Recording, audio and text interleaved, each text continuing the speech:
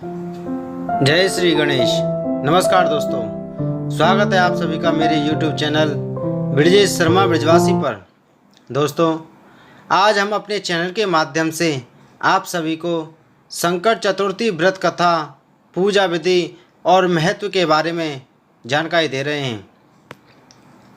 संकट चतुर्थी हिंदू धर्म का एक प्रसिद्ध त्यौहार है। हिंदू मान्यताओं के अनुसार किसी भी शुभ कार्य को करने से पहले भगवान गणेश की पूजा की जाती है। भगवान गणेश को अन्य सभी देवी देवताओं में प्रथम पूजनीय माना गया है। इन्हें बुद्धि, बल और विवेक का देवता का दर्जा प्राप्त है। भगवान गणेश अपने भक्तों की सभी परेशानियों और विघ्नों को हल लेते हैं, इसलिए इन्हें विघ्नहर्ता और संकट मोचन भी कहा जाता है। वैसे तो हिंदू धर्म में देवी देवताओं को प्रसन्न करने के लिए ढेरों व्रत, उपवास आदि किए जाते हैं, लेकिन भगवान गणेश के लिए किए जाने वाला संकट चतुर्थी व्रत काफ़ी प्रचलित है। संकट चतुर्थी का मतलब होता है संकट को हरने वाली चतुर्थी। इस दिन व्यक्ति अपने दुखों से छुटकारा पाने के लिए गणपति की आराधना करता है। पुराणों के अनुसार चतुर्थी के दिन गौरी पुत्र गणेश की पूजा करना बहुत फलदायी होता है। इस दिन लोग सूर्योदय के समय से लेकर चंद्रमा उदय होने के समय तक उपवास रखते हैं। संकटी चतुर्थी को पूरे विधि विधान से गणपति की पूजा पाठ की जाती है। भगवान गणेश को समर्पित इस त्यौहार में श्रद्धालु अपने जीवन की कठिनाइयों और बुरे समय से मुक्ति पाने के लिए उनकी पूजा अर्चना और उपवास करते हैं। संकटी चतुर्थी को कई अलग अलग नामों से भी जाना जाता है। कई जगहों पर इसे संकट हारा कहते हैं, तो कहीं कहीं संकट चौथ भी। यदि किसी महीने में यह पर्व मंगलवार के दिन पड़ता है तो इसे अंगार की चतुर्थी कहा जाता है। अंगार की चतुर्थी 6 महीने में एक बार आती है और इस दिन व्रत करने से जातक को पूरे संकटी का लाभ मिल जाता है। कहा जाता है कि इस दिन भगवान गणेश का सच्चे मन से ध्यान करने से व्यक्ति की सारी मनोकामनाएं पूरी हो जाती हैं और जातक को विशेष लाभ की प्राप्ति होती है। तो चलिए जानते हैं संकटी चतुर्थी पूजा विधि। गणपति में आस्था रखने वाले लोग इस दिन उपवास रखकर उन्हें प्रसन्न कर अपने मनचाहे फल की कामना करते हैं। इस दिन आप प्रातःकाल सूर्योदय से पहले उठ जाएं। व्रत करने वाले लोग सबसे पहले स्नान कर साफ और धुले हुए कपड़े पहन लें।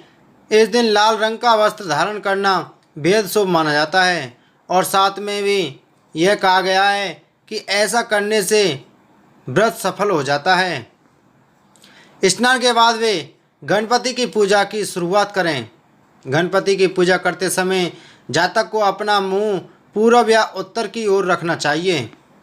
सबसे पहले आप गणपति की मूर्ति को फूलों से अच्छी तरह से सजा लें। पूजा में आप तिल, गुड़, लड्डू, फूल, तांबे के कलश में पानी, धूप, चंदन, प्रसाद के तौर पर केला या नारियल रख लें।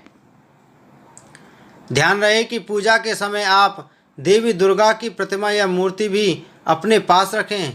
ऐसा करना बेहद शुभ माना जाता है।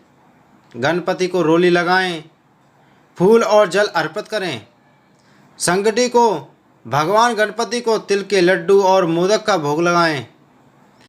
गणपति के सामने धूप दीप जलाकर इस मंत्र का जाप करें। मंत्र: ओम गजाननं भूतगणादिसेवितं कपित्थजम्बूफलचारुभक्षिणं उमासुतं शोकविनाशकारिकं नमामि विघ्नेश्वर पाद पंकजम। पूजा के बाद आप फल, मूंगफली, खीर, दूध या साबूदाने को छोड़कर कुछ भी ना खाएं। बहुत से लोग व्रत वाले दिन सेंधा नमक का इस्तेमाल करते हैं, लेकिन आप सेंधा नमक नज़रअंदाज करने की कोशिश करें। आप बिल्कुल ना खाएं। शाम के समय चांद के निकलने से पहले आप गणपति की पूजा करें और संकटी व्रत कथा का पाठ करें। पूजा समाप्त होने के बाद प्रसाद बांटें। रात को चांद देखने के बाद व्रत खोला जाता है। और इस प्रकार संकटी चतुर्थी का व्रत पूर्ण होता है। संकटी चतुर्थी का महत्व। संकटी के दिन भगवान गणपति की पूजा करने से घर से नकारात्मक प्रभाव दूर होता है और शांति बनी रहती है।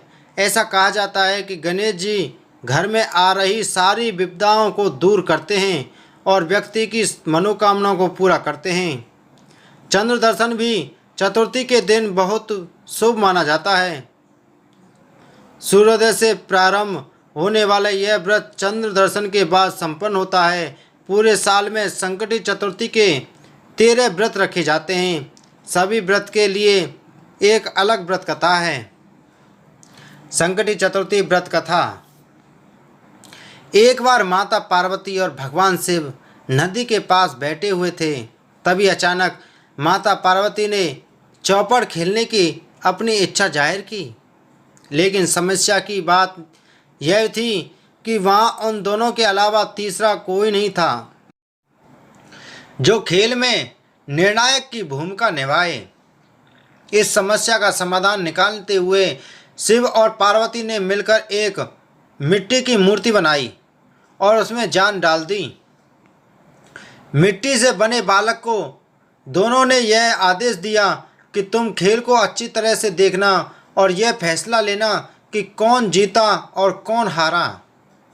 खेल शुरू हुआ, जिसमें माता पार्वती बार बार भगवान शिव को मात देकर विजयी हो रही थीं। खेल चलते रहा, लेकिन एक बार गलती से बालक ने माता पार्वती को हारा हुआ घोषित कर दिया। बालक की इस गलती ने माता पार्वती को बहुत क्रोधित कर दिया, जिसकी वजह से गुस्से में आकर बालक को श्राप दे दिया और वह लंगड़ा हो गया। बालक ने अपनी भूल के लिए माता से बहुत क्षमा मांगी और उसे माफ़ कर देने को कहा। बालक के बार बार निवेदन को देखते हुए माता ने कहा कि अब श्राप वापस तो नहीं हो सकता, लेकिन एक उपाय बता सकती हूँ जिससे वह श्राप से मुक्ति पा सकेगा।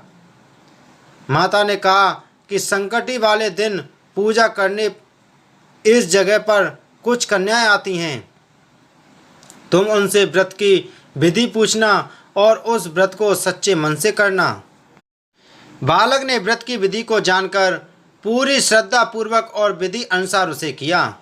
उसकी सच्ची आराधना से भगवान गणेश प्रसन्न हुए और उसकी इच्छा पूछी। बालक ने माता पार्वती और भगवान शिव के पास जाने की अपनी इच्छा को जाहिर किया। गणेश ने उस बालक की मांग को पूरा कर दिया और उसे शिवलोक पहुंचा दिया। लेकिन जब वह पहुंचा तो वहां उसे केवल भगवान शिव ही मिले। माता पार्वती भगवान शिव से नाराज होकर कैलाश छोड़कर चली गई होती हैं।